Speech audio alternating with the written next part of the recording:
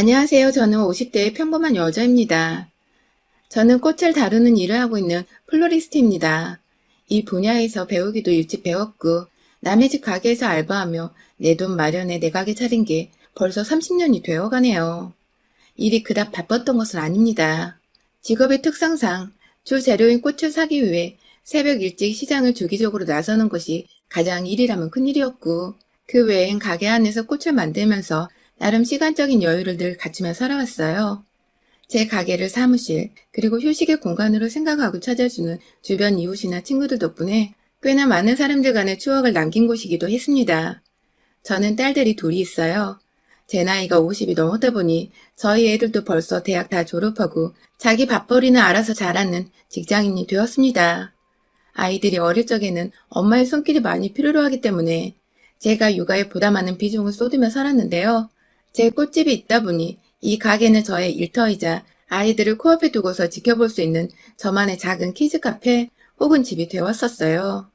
학교 끝나면 엄마 하며 가게 문을 열고 들어오던 딸아이들이 나이를 조금씩 먹어가면서도 엄마의 꽃집을 어릴 적 흙놀이하며 놀았던 놀이터 마냥 좋아라 했고, 그렇게 찾아와 제가 꽃 만지는 모습을 보며 호기심 가득한 눈으로 쳐다보던 아이들의 얼굴이 사랑스럽기도 했어요. 손님이 막 바글바글한 그런 매장은 아니었기에 일하다 가끔 아이들 숙제도 봐주고 놀아주기도 하고, 그러면 아이들은 너무나 좋아라 했어요. 엄마가 일도 하고 자기도 갈 시간을 보내주기도 하니 제가 세상에서 가장 친절한 엄마라며 학교에서 받아오는 칭찬 스티커를 그렇게 제 팔뚝에다가 붙여대곤 했었어요. 딸들이 뛰어노는 화목해 보이는 꽃집이라며 동네에 좋게 소문도 나서 동네 주민들만큼은 제 고객으로 꽉 잡고 살 수 있었죠. 이렇게 좋은 줄 모르고 시작했던 꽃집은 사실 제 젊은 날의 결실이기도 했어요. 돈이 없어 대학을 갈 수 없었고 어디 취업이라도 해보려고 막 여기저기 일자리를 알아보다가 우연히 잡게 된 첫일이 바로 꽃집 일이었습니다. 꽃을 어떻게 만지는 줄 하나도 몰랐던 저는 그냥 손님들 오면 인사하고 상담하며 가게를 맡는 업무를 시켜주신 사장님의 말만 따라 정말 열심히 가게만 지켰어요. 그러다 보니 손님 상대하는 법도 제법 배웠고, 비록 알바의 개념이었지만 투잡으로 밤에는 주방 알바도 하며 열심히 돈을 모았죠. 오랫동안 근무를 하다 보니 좋은 사장님 덕에 플로리스트 교육과정도 공짜로 배워봤고, 그러다가 태어나 처음으로 꿈이란 걸 가지며 플로리스트 자격증도 획득하게 되었습니다. 얼떨결에 일하며 돈을 벌고 직업을 얻고 더 잘 살아가자는 꿈과 희망을 키워보게 된 것이었죠. 그렇게 일찍부터 차근하게 그리고 꾸준히 일해서 제 돈으로 제가 벌어서 지은 제 가게였어요. 첫 가게인데 운 좋게 좋은 건물주 만나고 좋은 손님들 만나서 이 자리에 아주 뿌리를 박은 채 일을 하게 되었죠. 그렇게 나름 웃음이 끊이질 않으며 제 일과 육아에 최선을 다하며 살았는데, 그런 제게도 먹구름 가득한 근심을 주며 제 속을 뒤집곤 하던 것이 있더군요. 바로 저희 애들 아빠였어요. 사람은 참 괜찮은 사람이었습니다. 자주는 절대 아니었지만 어쩌다 제 가게에 찾아오는 날에는 매장 주변 거리까지 쓸어주며 청결하게 가꿔주려 도와주던 사람이었고, 딸들이 아빠를 잘 따르는 모습이 보이니 동네 사람들에게도 살갑고 다정한 아빠로 비춰졌죠. 밖에선 애들한테 늘 잘하고 두 손에 꼭 끼고 다니니 그 당시에 없던 딸바보란 말들이 먼저 남편에게 쓰여졌을 정도였답니다. 하지만 이런 사람이 제 앞에서만큼은, 그리고 집에서만큼은 늘 달라졌어요. 남편은 타 지역 동네 구청에서 일하는 공무원이고 앉아서 일하는 사무직이다 보니 딱히 체력이 필요로 하는 직업은 아니었습니다. 그럼에도 사무직도 정신적인 스트레스를 받을 일이 있을 수 있고 또 주민들 민원 등 머리 쓸 일이 많을 테니 전 단 한 번도 남편의 직업과 일을 무시한 적도 쉽다고 여겨본 적도 없었어요. 하지만 남편은 제가 그런 마음을 내심 품고 있지 않을까 하는 오해를 은연중에 드러내곤 했습니다.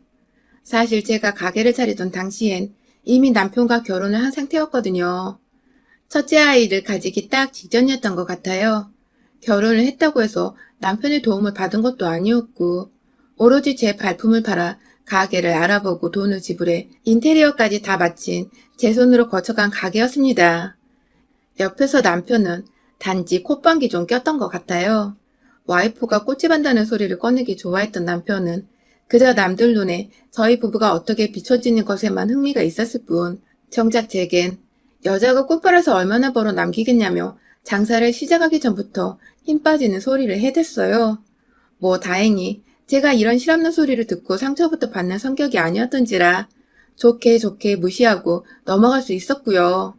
그런데 장사를 시작하고 한 1년 정도는 정말 사람이 좀 뜸했지만 제가 요즘 애들이 하는 페이스북이나 카카오 스토리도 없던 그 당시에 전단지 돌리고 혼자 꽃꽂이 강의 거리들을 발품 팔아 찾아다니면서 일거리를 억지로 만들고 차츰 얻어오다 보니 남편보다는 더 벌게 되더라고요. 아무래도 그 시절 공무원 월급보다야 비록 꽃 파는 일이라도 사업에서 키워가던 제가 더 여유롭게 벌어올 수 있었던 거죠. 그러자 남편은 저 때문에 기가 죽겠다는 죽는 소리를 자주 꺼내기 시작했어요. 저 하나로 인해 돈 벌 기분이 안 난다고.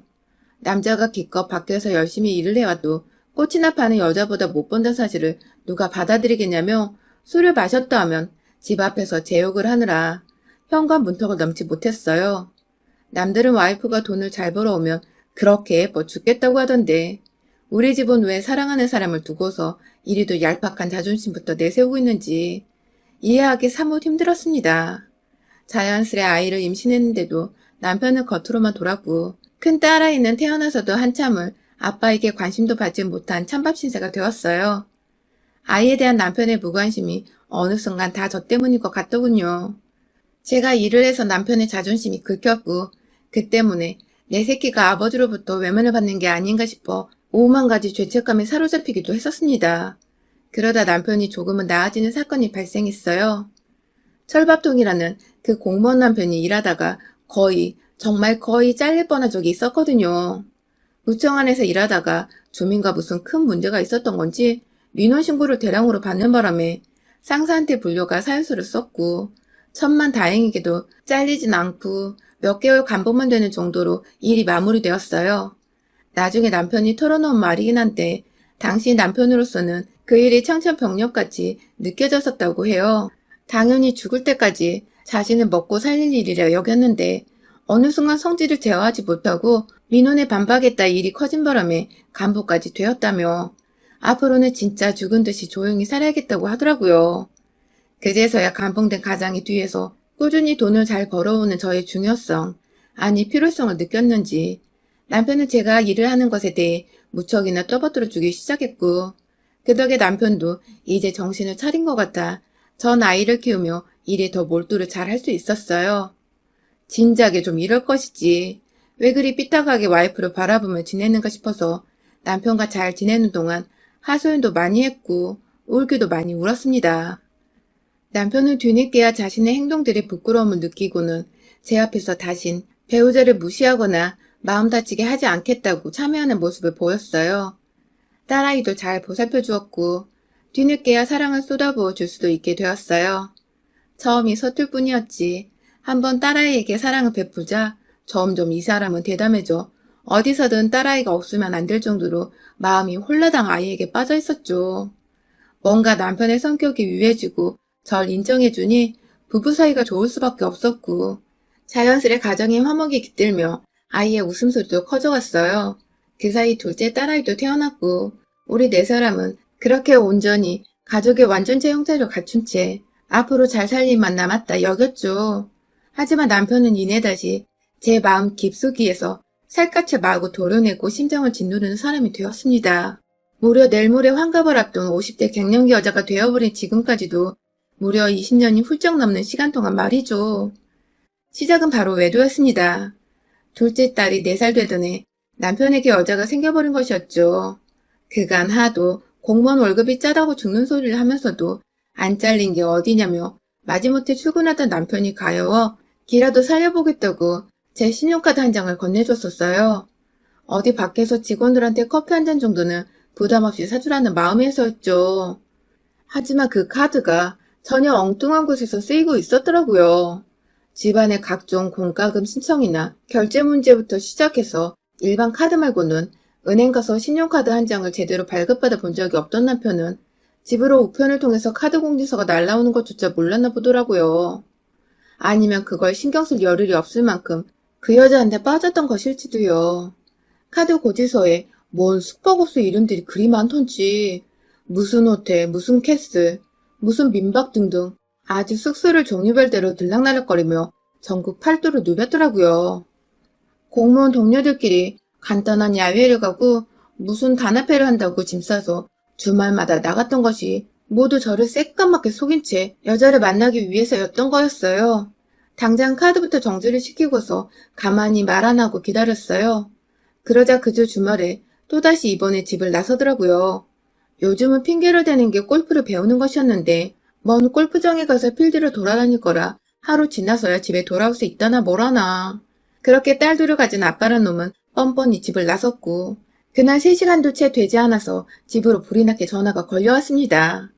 카드가 안 먹힌다고 앞뒤 상황 보지도 않고 모텔 카운터 앞에서 무턱대고 전화를 한 거죠. 그 바람에 제가 어디서 결제를 하려고 했냐고 물었더니 어버버버 하며 급하게 나중에 통화하자고 전화를 끊던 그 사람. 뭐 이런 무식하고 대책 없는 뽀대 안 나는 남자와 결혼을 했나 싶어서 뒤늦게야 제 인생이 통째로 후회가 다 되었습니다. 마치 저 인간한테 도둑을 맞은 것 같았어요. 하지만 끝내 주말을 외박하고 집으로 돌아온 남편에게 아무런 티를 낼 수가 없었죠. 제게 너무나도 어리고 연약한 딸들이 있었으니까요. 제 아무리 저 혼자 먹이고 입히고 키울 수 있었다고는 하지만 아빠 없는 애들이란 소리를 듣게 하고 싶지 않았습니다. 앞으로 학교를 다녀야 할 시간들이 너무나 많이 남았는데 그 시절 내내 아빠 없어 위축당하고 기죽어 친구도 제대로 못 사귀며 살까 그게 두려워 제 결혼 생활은 과감히 포기를 해버린 것이에요. 그때부터 온전히 저희는 암묵적으로 남남 같은 부부가 되었어요. 남편은 제가 본인이 바람피는 사실을 모른다 생각하고 있었지만 카드를 정지시킨 것만으로 기분이 너무 나빴는지 절 모르는 척하며 삐져지내다가 일주일 정도 지나서야 슬금슬금 밥주라고 말을 걸더라고요. 물론 그 후에도 밥주란 말만 할 뿐 제게 이렇다 할 스킨십이나 애정 표현이 아무것도 없었습니다. 그건 저 역시 싫은 게 마찬가지였고요. 쇼윈도 부부로 살 이유가 없는 평범한 사람들인데도 불구하고 저는 아이들을 위해 남편이 필요했고 남편은 그저 집에 오면 밥 차려주고 그나마 돈이라도 벌고 있는 와이프에게 용돈이라도 구걸할 수 있었으니 필요에 의해 철저히 함께 살았던 것 같아요. 남편은 돈이 필요하면 가게에 찾아와 제 일을 도와주고 오다 가다 마주치는 이웃들께 우리 와이프 잘 부탁드려요 하면서 아양 아닌 아부를 떨어줬고 그 모습이 너무 가증스럽고 얄미웠지만 그런 저희 부부를 아무것도 모른 채 보기 좋다고 칭찬해 주시는 이웃분들의 말씀에 저도 따라 웃음을 지을 수밖에 없었습니다. 이 동네 이 가게 모두가 제 손님들이었는데 소문 한번 잘못 났다가 괜히 남아있는 제 전부인 가게까지 피해가 갈까봐 걱정이 되었거든요. 그 사이 아이들은 자라났고 아이들의 눈에는 저희 부부가 훤히 들여다 보였을 겁니다. 특히 저희 큰딸은 늘 제게 언제든 엄마가 원하면 홀로서기를 할 수 있도록 응원하겠다는 말을 학생 때부터 해주곤 했어요. 그 어느 말보다 제게 힘이 됐고 고마웠던 말이었죠. 그러다가 얼마 전 큰 딸아이가 결혼을 하게 되면서 이제 작은아이만 시집을 보내면 진짜로 이 지긋지긋한 결혼 생활을 끝내버려야겠다고 다짐을 하고 있던데 저희 남편이 저를 도발하기 시작했어요. 글쎄 최근 들어서 저희 남편을 보았다는 손님들이 많아진 것입니다. 저는 나가지도 않은 산책을 남편과 보기 좋았다면서 지나가는 말로 해주시는 어른들이나 밤에 남편을 보았다면서 이 근처로 우리 가족들이 이사를 온 건지 묻는 사람들도 있었어요. 모두 저희 가게로 오고 가는 손님들이거나 다른 주변 가게 사장님들의 지인분들이어서 제 귀로 금방 들어온 것이었죠. 순간 아찔하더군요. 혹시 이 인간이 그 사이 또 다른 여자를 만나고 있었던 건가 싶어서요. 저와 오랫동안 대면대면한 사람이 여자가 아예 없었을 거란 생각은 안 한 건 아니었지만 그래도 딸들이 이렇게 잘 커가고 있었고 또 얼마 전에 큰딸이 결혼한다고 부부가 함께 모여서 밥 먹는 자리도 많이 나가고 자주 붙어 있었기에 최소한 지금만큼은 이 사람이 온전히 자기 가족에 대한 생각으로 가득 차 있을 줄 알았어요. 적어도 저만큼은 말입니다. 그런데 들리는 말들이 그닥 개운하지 못한 것이 남편의 불륜을 또다시 생각하게 만들더군요. 그러다가 남편이 제 가게에 찾아왔습니다. 과거나 지금이나 달라진 거 없이 제게 돈을 달라며 이번에 친구들 만나는데 술값이 부족할 것 같다며 공무원이란 사람이 와이프한테 돈을 받아내고 가더라고요. 돈이 부족한 건 핑계였고 보다 값 나가는 것을 사려고 한 것이었죠. 그게 불륜녀의 선물이 될 수도 있었고요. 요즘은 장사가 잘 안 돼서 용돈을 못 주겠다고 하자 남편은 뭐 그런 경우가 다 있냐며 자기가 이제 은퇴를 하면 공무원 연금이 따박따박 나와서 함께 먹고 살 텐데 그때를 생각해서라도 나한테 미리미리 챙겨줘야 하는 거 아니냐며 아주 달린 입이라고 헛소리를 늘어놨어요. 한참을 가게를 나가지 않고 서 있길래 옛다 하는 마음으로 10,000원 3장을 쥐어줬어요. 하는 꼴이 너무 우습고 또 최근 들려온 소문이 절 너무 열받고 수치스럽게 만들어서 티는 안 냈지만 제발 좀 나가라고 윽박을 질렀죠. 중얼거리만 나간 남편은 그날 하루 내내 전화도 없고 잠잠했습니다. 저는 가게 일을 마무리하고 퇴근을 하려는 도중 동네 가게 사장님들과 함께 우르르 몰려서 인근에 있는 마을의 단풍들을 구경하러 갔어요. 그렇게라도 누군가 제게 웃음을 주고 재미를 선사할 사람들을 만나며 기분을 풀어야 했습니다. 그래야만 내 인생이 덜 외롭고 덜 실패한 것이라고 생각을 할 수 있었거든요. 그렇게 사장님들과 예쁘고 알록달록한 막 빛깔이 만개한 듯한 단풍들을 구경하며 길다랗게 내려진 빌라촌의 큰 길목을 천천히 걷고 있었는데요. 한 여사장님이 갑자기 어? 어? 하는 거예요. 사람들이 졸지에 다 같이 사장님이 가리키는 방향으로 고개를 돌렸고 그 바람에 저도 뒤에서 대화를 하던 도중 그곳을 쳐다봤죠. 그리고 이내 고개를 떨굴 수밖에 없었습니다. 그곳에는 바로 저마저도 처음 보게 된 저희 남편의 세컨드가 남편을 바라보며 사랑해 주겠다는 표정으로 환히 웃으며 손을 꽉 잡고 걸어오고 있었어요. 저희 방향으로 말입니다. 대각선 방향이라 아직 저희 무리의 존재를 차마 확인하지 못한 남편은 끝끝내 제가 일하는 이 동네에서 불륜녀와 싸돌아다니며 제 얼굴에 먹칠을 했고 결국 제 눈에 띄고 만 것이죠. 사장님들은 일제히 저를 쳐다봤고 놀란 사람들 사이에서 전 심장이 아파오는 걸 느꼈어요. 얼마나 칼퇴근을 했으면 이 시간에 이 동네에 와서 불륜녀랑 단풍 구경을 하겠다고 겁도 없이 손을 잡고 와이프 구역을 싸댕기고 있는지 속에서 천불이 나는데 한 여사장님이 갑자기 저 새끼 죽여버려야 돼 하며 급 돌진을 했어요. 무슨 자동차가 급발진하는 것도 아닌데 부릉부릉 엑셀 밟는 소리까지 제 귀에 환청으로 들려오는 기분이었죠. 마구잡이로 대각선 방향에 제 남편에게 뛰쳐간 그 사장님은 저와 유독 가깝게 지내며 서로의 매장에서 믹스커피 한 잔 정도는 매일같이 나눠 먹는 사이였는데요. 사실 제가 남편과 그리 사이가 좋지 못한 것도 알고 계셨고 이 동네 살지 않는데 제 남편이 자꾸만 여기서 발각된다고 가장 처음에 제게 말해주기도 하셨었죠. 대충 상황이 파악되셨는지 옆에 있는 게 불륜녀지? 하며 다가가시니 주변에 있던 여사장님들이 일제히 분노하기 시작하셨죠. 그러니까 우리가 지금 불륜 현장을 먹고 간 거야? 하면서 일제히 또 첫 선두로 나선 사장님을 따라 우르르 몰려가신 사장님들. 아, 우리 언니들 결국 일내고야 말았습니다. 다짜고짜 뛰쳐가 남편에게 주먹부터 날리자 뒤늦게야 모두 자기 와이프랑 친하게 지내는 그 사장님들이란 것을 알아채고는 인원수에 놀라서 뒷걸음치던 남편. 그 와중에 일부 사장님들이 불륜이한테 다가가 해코지를 하며 머리를 몇 대 치시는 바람에 조만간 진짜 큰일이 날 것 같았어요. 그때 불륜녀가 분위기 파악 못하고 말하더라고요. 당신 와이프가 이 무식한 여편네 중에서 누구야 도대체? 라고 말입니다. 본인 딴에는 기죽지 않으려고 센 척을 해본 것 같은데 죽으려고 아주 환장을 한 거였죠. 그 소리에 빠기친 우리 대한민국의 아줌마 사장님들, 그중엔 임대인과 임차인 싸움에서도 도 같은 공인중개사 언니도 있었고 어릴 적 꽤나 잘 놀았던 파마 잘 말아주는 언니도 있었고 또 애견샵하며 웬만한 견종이란 견종은 다 섭렵한 언니도 있었어요. 분야별로 각자 위치에서 최소 10년은 일한 언니들에게 무식한 여편네라니. 순간 좀비들이 우르르 몰려나오던 영화 부산행의 한 장면처럼 우리 언니들뿐만 아니라 빠기친 저까지 모두가 그 불륜녀에게 달려들었고 순식간에 동네 길가가 난장판이 되어버렸습니다. 옆에서 쫄아있던 남편은 불륜녀를 도와주기는커녕 혼자 저 멀리까지 주랭랑치며 도망갔다가 저희 일행 중에 있던 남자 사장님 손에 딱 붙잡혀서 돌아왔어요. 그런 남편을 보며 언니들이 몇 대 시원하게 치고 끝내라고 합의금은 우리가 모아서 주겠다고 해주셔서 돈은 저 혼자도 해결할 수 있다는 쿨한 대답과 함께 양손이 사장님들한테 붙잡혀있는 남편을 향해 뾰족한 단하시는 발로 그 인간 거시기를 확 걷어차버렸습니다. 진짜 코끼리가 아이 낳다가 지르는 비명마냥 큰 소리를 지르며 남편은 주저앉았어요. 뒤에서 남자 사장님은 그걸 또 괜찮아진다며 비꼬으며 엉덩이를 토닥거려주고 계셨고요.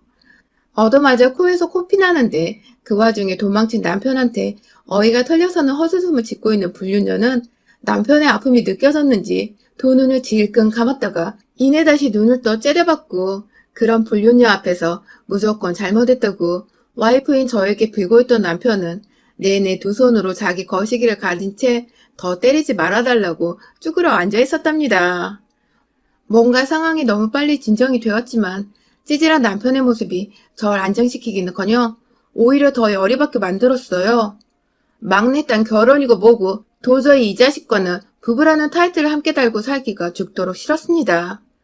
그래서 그날의 수많은 증인들을 뒤에업고 저는 이혼 소송을 걸었답니다. 남편에게 위자료 소송을 걸고 그간 용돈을 준 것만 제가 생활의 보탬이 되었던 것까지 싹 다 수고를 쳐서 남편이 공무원으로 받아낼 연금을 나눠 갖게 할 재산분할 소송도 걸었어요. 차마 공무원이라 파면을 시키고 싶었지만 딸들을 생각해서 정말 망나니 아빠가 되는 것만큼은 마지막 배려로 참아줬습니다. 대신 전 받을 거 다 받고 가게 일은 열심히 하며 그 와중에 상간녀한테도 위자료 소송을 걸었고요. 글쎄 알고 보니 불륜녀가 최근 제가 사는 동네로 이사를 왔더라고요. 그 바람에 불륜녀 집에 들락날락 한다고 남편이 동네 사람들 눈에 자주 띄었던 것이었고요. 와이프가 활동하는 주 범이란 걸 알았으면 미리미리 조심을 했어야 하는데 얼마나 와이프 알기를 우습게 알았으면 대놓고 단풍 본다고 불륜녀 손을 잡고 활기를 쳤나 싶어 솔직히 이 인간 인생을 확 다 조져버리고 싶었답니다. 하지만 이미 월급은 월급대로 불륜녀한테 써버리고 믿을 건 연금밖에 없었던 우리 공무원 남편 놈의 그 연금을 제가 가져오게 된 것만으로 전 뭐 할 건 다 해본 기분이네요. 여러분의 생각은 댓글로 남겨주세요. 오늘도 시청해주셔서 정말 감사합니다.